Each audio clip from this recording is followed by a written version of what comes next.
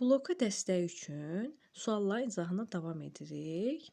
İsmə aid edilən fikirlərdən biri doğru deyil. Bizə deməli nə lazım uşaqlar? Doğru olmayan fikir. İki müxtəlif mənalı sözün birləşməsindən düzələn mürəkkəb isimlər piçik yazılır. Bəli, iki müxtəlif mənalı sözlər birləşirsə, ümumiyyətlə piçik yazılır. İsim də olsa, sifətli, digər nitq hissələrdə müxtəlif mənalıdırsa piçik yazılır. Bu doğru fikirdir. Topluluq bildirən isimlər qrammatik cəhətdən tək isimlərdir. Bəli, topluluq bildirən isimlərdə bəzən uşaqlar çaşırlar. Onlara elə gəlir ki, sürü sözü cəmdədir. Sürü sözünün cəmlik içindədir. Amma qrammatik cəhətdən bu o zaman cəm olur ki, bu sürülər olsun.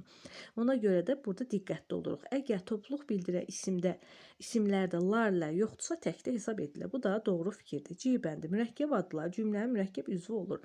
Mürəkkəb adlar cümlənin mürəkkəb üzvü olur. Doğru fikirdir. Çünki mürəkkəb adlar nə ilə ifadə olunur? Söz birləşmələri ilə. Söz birləşmələrdə mürəkkəb üzv olduğundan mürəkkəb adlar da cümlə üzvü kimi mürəkkəb olur. Bu da doğru fikirdir.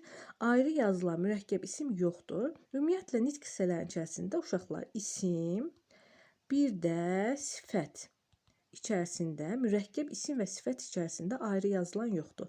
Digər əsas nitq hissələrində isə say, əvəzlik, feil, zərf içərisində isə mürəkkəb say, əvəzlik, feilin, zərfin içərisində isə ayrı yazılanlar var. Bu doğru fikirdir. Ayrı yazılan mürəkkəb isim yoxdur. Bunu da çıxdıq. Xüsusi isimlər həm konkret, həm də mücərrəd olur.